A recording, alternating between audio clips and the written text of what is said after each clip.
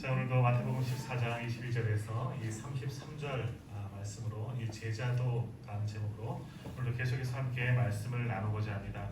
오늘 이제 네 번째 시간이고요. 총 10번이니까 이제 6번 남았습니다.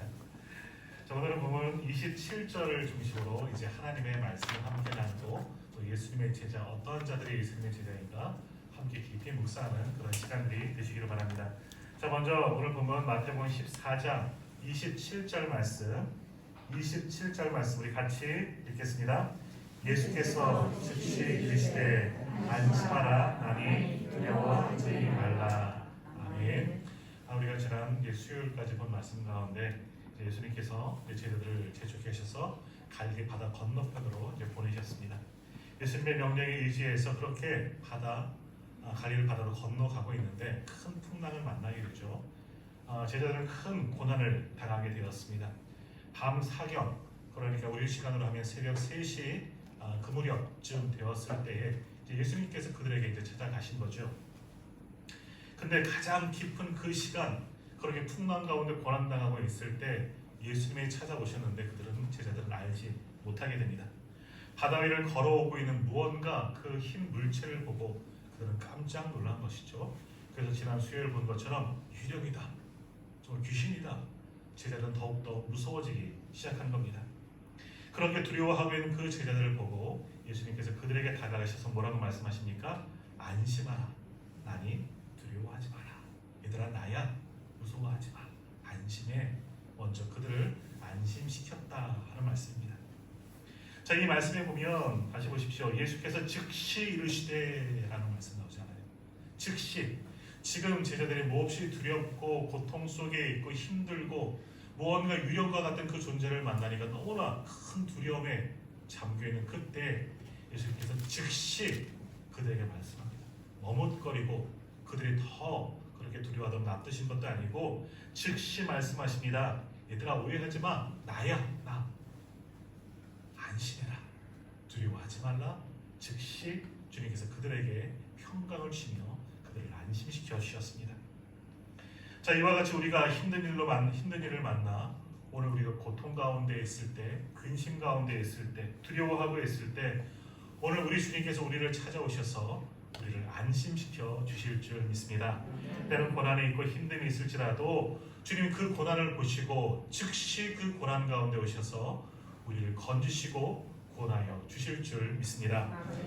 자, 우리 구약 성경을 보면요, 요나 선지자가 나옵니다. 하나님의 명령을 듣고 이제 니느웨로 가서 복음을 전하라 했는데 어떡합니까? 다시스 반대 방향으로 도망을 갑니다. 배를 타고 풍랑이 일어나는 것도 모르고 그렇게 자다가 결국 요나가 바다에 던져지게 됩니다. 그렇게 바다로 요나가 던져지게 될 때 하나님께서 어떻게 하셨습니까? 즉시 큰 물고기를 예비하셔서 요나를 삼키게 하셨습니다. 물론 거기에서 주는 교훈은 따로 있지만, 자, 보십시오. 요나가 바다에 던져졌을 때 바다에 빠져, 깊은 바다에 빠져 죽도록 냅두지 않으시고 하나님께서 즉시 하나님이 하시는 특별한 이적으로 그를 구원해 내셨습니다. 자, 다니엘을 보십시오. 기도하면, 하나님을 섬기면, 다른 신을 섬기면 왕 외에 다른 신을 섬기면 사자굴에 넣을 것이다 하는 그런 조서가 내렸음에도 불구하고 다니엘은 끝까지 하나님을 섬깁니다. 창을 열어놓고 기도하다가 결국 그래서 어떻게 됩니까? 사자굴에 던져지게 됩니다. 그렇게 다니엘이 사자굴에 던져졌을 때 하나님께서 그때에도 즉시 천사들을 보내서 사자들의 입을 막으시고 다니엘을 그 사자로부터 구원해 주셨습니다. 또 신약 성경을 보십시오. 베드로가 헤롯에 붙잡혀서 이제 감옥에 갇혀 있을 때 이제 다음 날이면 이 베드로는 사형을 당할 수도 있었습니다. 그런데 그날 밤 하나님께서 주의 천사들을 보내주셔서 즉시 그 베드로를 그 감옥에서 탈출시켜서 구원해 주셨습니다. 이와 같이 하나님께서는 우리가 절체절명의 위기의 순간을 만날 때, 가장 극심한 고통 가운데 두려움 가운데 어찌할 바를 모를 때 우리에게 즉시 찾아오셔서 오늘 우리를 구원하여 주실 줄 믿습니다. 오늘 예배하며 전심으로 하나님을 의지하는 우리 모든 성도들에게 이러한 은혜가 임하게 될 줄 믿습니다. 자, 그런데 성경이 이렇게 즉시 하나님의 은혜가 바로바로 나오기만 했으면 참 좋겠는데 그렇지 않는 경우도 있다는 겁니다. 어떨 때는 하나님께서 즉시 우리를 도우시는 것이 아니라 많은 시간이 지나기를 기다리시는 때도 있습니다. 창세기에 나오는 요셉을 보십시오. 요셉의 형들에 의해서 17살에 노예로 이제 팔리게 됩니다. 자, 그런데 요셉의 그 노예 생활을 청산하고 감옥 생활을 청산하고 나중에 애굽의 총리가 될 때 그때 나이가 몇 살입니까? 30세입니다. 그러니까 요셉은 가장 위급한 순간을 17살에 만났는데 13년 동안이나 하나님께서 내버려 두셨다는 겁니다. 17살 팔려가지 않도록, 노예로 팔려가지 않고 팔려가서도 잘 되도록 즉시 구원해 주셨으면 좋겠는데 하나님께서는 요셉에게 13년이라는 시간을 주셨다는 겁니다. 왜 그러셨을까? 하나님의 자녀들, 조금 전에 보았던 요나라든지 베드로라든지 다니엘처럼 즉시 구원하시지 왜 요셉의 경우는 이렇게 13년의 세월을 보내게 만드셨을까 하는 그런 생각을 해보게 됩니다. 그것만이 아니더라도 나중에 이 감옥에 갇혔을 때 술 맡은 관원장의 꿈을 해석해주고 즉시 그 감옥에서 정말 추억할 수도 있었는데 또다시 2년의 시간을 더 감옥 속에서 잊혀진 채로 보내게 만드셨습니다. 왜 요셉은 즉시 하나님께서 고치시 않으셨느냐, 구원하지 않으셨냐 하는 것이죠. 또한 다윗을 보십시오. 누구보다도 위대한 하나님의 사람, 위대한 왕입니다. 그런데 하나님께서 이 다윗이 사울에게 쫓겨다닐 때 물론 그때마다 구원해 주셨지만 그 기간, 사울에게 쫓겨다니는 기간이 아주 오랜 시간이었습니다. 사울로부터 즉시 구원해 주시고 다윗을 사울 대신 왕으로 세워주셨으면 참 좋으련만 왜 그와 같은 시간, 오랜 고난의 시간을 주셨는가 하는 것입니다. 저 모세도 마찬가지지요. 애굽 사람을 쳐 죽이고 미디안 광야로 도망갔을 때 즉시 그를 일으켜서 민족을 구원할 지도자로 사용하시지 왜 40년 동안 광야에서 그렇게 아무도 잊은 채로 그렇게 살도록 내버려 두셨을까? 왜 모세에게는 40년이라는 기다림의 시간이 필요했을까라는 겁니다. 어떤 때는 하나님께서 즉시 구원해 주시고 왜 어떤 사람은 이렇게 오랜 시간 동안 잊혀진 채로 왜 내버려 두시냐? 똑같이 하나님의 자녀들, 하나님의 사람들 아닙니까? 그러면 누구는 구원해 주시고 누구는 즉시 도와주시고 누구는 왜 방관하시느냐? 우리는 그런 생각을 해볼 수도 있다라는 겁니다.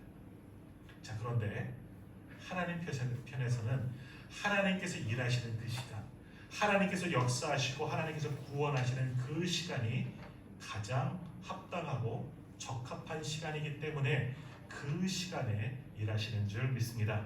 우리는 지금 우리가 만나고 있는 이 어려운 순간, 이때가 우리에게 있어서 가장 고난의 시간일 수 있지만 하나님 편에서는 아닐 수가 있다는 겁니다. 조금만 더 기다려봐, 조금만 더 인내해봐. 연단이 필요해, 시간이 필요해. 그 시간을 우리가 알 수는 없죠. 그러나 하나님께서 일하시는 그때, 그 시간, 그 방법이 가장 최고의 순간인 줄 믿습니다. 자, 바닷물에 빠진 요나, 사자굴에 들어간 다니엘, 또 이 감옥에 갇힌 베드로, 그들에게는 그 순간, 그 곤경을 만나는 그 순간이 가장 도움이 필요한 순간입니다. 지체하면, 며칠이라도 지체하면, 아니 몇 시간이라도 지체하면 그들은 그 고난 때문에 죽을 수도 있습니다. 바다에 빠지면 그 얼마나 살 수 있겠습니까? 사자의 굴에서 도망친들 얼마나 버틸 수 있겠습니까? 베드로도 다음 날이면 끌려 나와서 사형을 당할 수가 있는 겁니다. 그러니까 그들에게서는 하나님의 시간 바로 지금이죠. 그래서 지금 즉시 역사하셨던 겁니다. 자, 그러나 요셉에게는 노예로 팔린 시간이 하나님께서 일하실 시간이 아닙니다. 그를 지키실 시간이시죠. 13년의 시간은 뭡니까? 요셉이 훈련의 시간, 연단의 시간이었다는 겁니다. 만일 요셉이 즉시 노예 생활에서 구원받고 그렇다면 평안한 삶을 살 수 있겠지만 그가 훗날 총리가 되고 민족을 구원하고 백성들을 구원하고 열방을 구원할 그런 하나님의 능력 있는 사람으로는 쓰임받지 못했을 겁니다. 13년의 시간은 하나님의 일을 할 시간이었다는 것이죠. 훈련의 시간이었다는 겁니다. 그 13년 동안 많은 사람들에게 잊혀진 것 같고 요셉에게 있어서도 고난을 받는 것처럼 느껴질 수는 있겠지만 그 13년의 시간은 하나님의 시간이고 또 요셉은 연단의 시간, 훈련의 시간이었다는 겁니다. 그러나 13년이 지나갔을 때 그제서 하나님께서 일하시는 것이죠. 그때도 또한 즉시가 될 수가 있는 겁니다. 하나님께서 일하셔서 감옥에 있는 자, 모두에게 잊혀진 자를 또한 구원하셔서 애굽의 총리가 되고 그 총리의 자리에서도 놀라운 하나님의 일을 감당할 수 있도록 훈련시켰기에 그 13년의 시간이 요셉에게서는 필요했다는 것입니다. 다윗도 마찬가지이고 또 이것은 모세도 마찬가지입니다. 다윗도 고난 가운데서 즉시 구원받았다면 그는 자기 힘으로 이 모든 것을 이겨낸 줄 알았을 겁니다. 왕이 되었어서도 하나님을 의지하지 아니하고 내 지혜와 내 능력으로 한 그렇게 다스린 왕, 정말 사람들에게 또 하나님에게도 칭찬받고 인정받을 그런 위대한 왕은 되지 못했을 것입니다. 그것은 모세도 마찬가지입니다. 미디안에 가서 사람들을 불러 모으고 또 세력을 일으켜서 그들의 백성 이스라엘 백성들을 출애굽시켰더라면 이스라엘 백성들도 모세도 하나님을 찾지 아니하고 오히려 모세가 우상이 되지 않았겠습니까?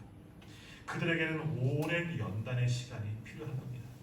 하나님은 그러나 그 순간 동안 함께 하시고 그들을 훈련시키시고 연단시키시고 이전보다도 더 귀하도록 더 값지도록 위대하도록 사용하도록 그들과 함께 하시고 그 연단의 시간이 끝날 때까지 그들과 함께 하셨다가 마침내 그 오랜 시간 후에 그들을 더욱더 귀하게 사용하여 주신 겁니다. 그런 시간을 거쳐야지만 하나님께서 맡기실 사명을 감당할 실력과 능력과 영성과 믿음을 얻을 수 있기 때문입니다. 그러나 그 연단의 시간이 지나가면 하나님께서 이제 본격적으로 일하시고 그 훈련 받은 만큼 더욱더 위대하게 사용되어졌다는 것입니다. 오늘 이러한 은혜가 오늘 우리들에게도 임하게 될 줄 믿습니다. 때로는 하나님께서 우리에게 하나님께서 원하신다면 즉시 우리를 모든 환난에서 구원하여 주실 것입니다. 또 때로는 연단의 시간이 필요하다면 긴 연단의 시간을 갖게 하시고 훈련을 받게 하셔서 더욱더 귀하게도 사용하실 것입니다. 그러나 그때와 그 시간은 우리가 알 수 없죠. 하나님의 방법과 하나님이 하실 일을 우리는 전혀 알 수 없습니다. 그러나 하나님만이 정확하게 판단하시고 이끄시고 인도하시기에 그저 우리는 하나님께서 하실 일들을 기대하며 끝까지 믿음을 지키며 하나님을 바라보며 따라갈 때 하나님께서 우리를 놀랍도록 사용하여 주실 줄 믿습니다. 많은 믿음의 사람들 모두 다 역경을 통해서 긴 연단의 시간을 통해서 값지게 사용되어졌던 것처럼 오늘 우리도 지금 연단의 시간 아닙니까? 오랜 고난의 시간이 아닙니까? 이 연단의 시간이 끝나면 오늘 우리들을 그리고 한국 교회를 이전보다도 더 귀하고 값지게 사용하여 주실 줄 믿습니다. 자, 오늘 제자들을 보십시오. 이 제자들의 경우에는 지금 즉시 도움이 필요했습니다. 무서워하고 두려워하고 이 두려움 속에 정말 죽을 수도 있을 이들을 위해서 주님께서 나타나셔서 즉시 그들을 안심시키십니다. 나니 두려워하지 말라. 얘들아, 내가 왔어. 두려워하지 마. 내가 도와줄게. 내가 함께 할게. 이 모든 것이 담겨진 주님의 말씀이시지요. 예수님께서는 지금 무척이나 두려워하고 특히 이제 알아보지도 못하고 귀신인 줄 알고 유령인 줄 알고 두려움 가운데 있는 빠진 이 제자들에게 가장 먼저 해주고 싶으셨던 것은 뭐냐? 평안한 마음을 주시고 싶으셨던 겁니다. 평안해라, 안심해라, 진정해라. 내가 너희에게 평강을 주러 왔다. 내가 너희를 안심시키러 왔다. 걱정하지 마라. 그들의 마음을 위로해 주셨다는 겁니다. 자, 그것은 오늘 우리도 마찬가지입니다. 하나님께서는 오늘 우리 주님께서는 오늘도 이곳에 오셔서 우리에게 평강을 주시는 줄 믿습니다. 우리를 두려움 가운데 모든 공고로부터 이겨낼 수 있도록 우리의 마음의 진정한 평강, 우리 주님만이 주실 수 있는 평강의 은혜를 오늘 예배하는 모든 이들에게 허락하여 주실 줄 믿습니다. 자, 우리는 평안한 걸 뭐라고 생각합니까? 아무런 근심 없고 걱정 없이 살아가는 것을 평강이라 생각할 때가 참 많이 있습니다. 그러다 보니 그 평강을 어디에서 찾습니까? 세상적인 기준에서 우리는 평강을 찾지요. 많은 것을 가지고 있으며 내가 그래도 권력이 있으면, 내가 건강하면, 내가 사람들에게 인기가 있으면, 그리고 우리 자녀들이 잘 되면, 아무 문제가 없으면 그것을 우리는 세상적인 기준의 평강으로 생각합니다. 그래서 그것을 추구하기 위해서, 그것을 얻기 위해서 우리가 애쓰고 수고하지요. 그러나 막상 그러한 평강 우리가 얻을 수 있습니까? 그렇지 못합니다. 그렇지 못합니다. 아무리 많은 것을 얻은 것 같지만, 내가 이래서 여기까지 권력을 갖고 많은 물질을 거둔 것 같지만, 그래도 역시 우리들의 마음은 불안합니다. 세상 것으로는, 세상의 평강으로는 우리를 만족시키고 우리를 채울 수가 없기 때문입니다. 그러면 무엇으로 우리는 평강함을 얻을 수가 있습니까? 우리를 위로하시고 우리를 안심시켜 주시고 우리를 진정으로 평강하게 만드는 분은 누구시겠습니까? 바로 오늘 제자를 찾아가셔서 안심시켜 주신 주님만이 오늘 예배는 우리에게도 진정한 평강을 주실 줄 믿습니다. 그래서 예수님께서 요한복음 14장 27절에서 이렇게 말씀하셨습니다. 평안을 너에게 끼치노니 곧 나의 평안을 너에게 주노라. 내가 너에게 주는 것은 세상이 주는 것과 같지 아니하니라. 너희는 마음에 근심하지도 말고 두려워하지도 말라. 아멘. 내가 주는 평안은 세상 것과는 틀리다.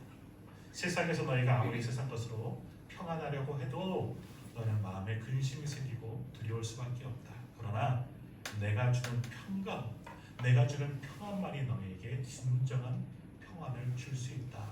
주님께서 우리에게 말씀하여 주셨습니다. 오늘 주님께서 제자들에게 찾아가셔서 하신 말씀, 안심하라. 나니 안심하라. 이것이 주님이 주시는 평안입니다. 내가 왔으니 너희는 이제 평안할 것이다. 너희는 이제 평강할 것이다. 너희는 이 고통 가운데, 이 두려움 가운데 이제 너희가 회복될 것이다.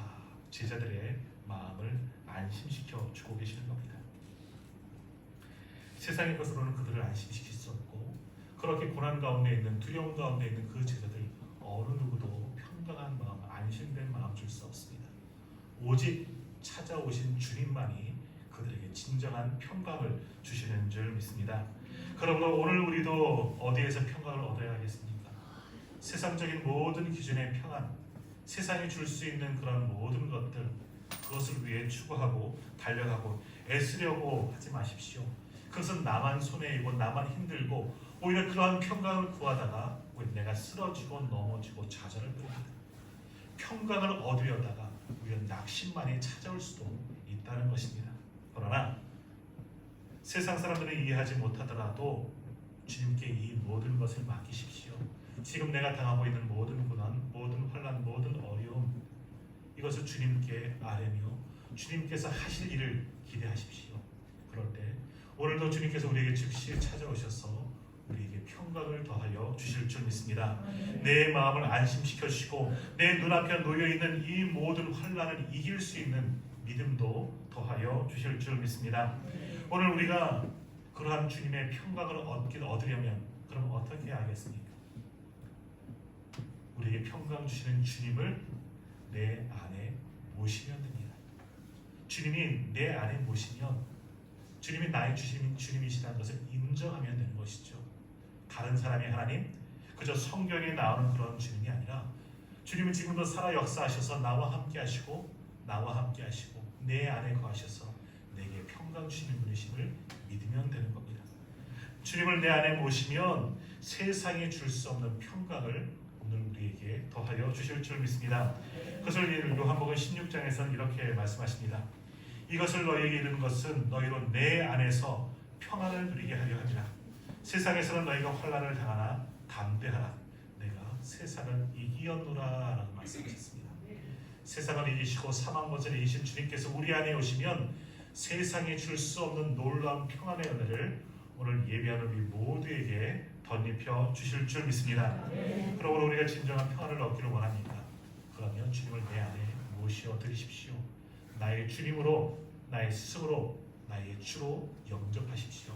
그러면 주님께서 우리에게 평안을 더하여 주실 줄 믿습니다.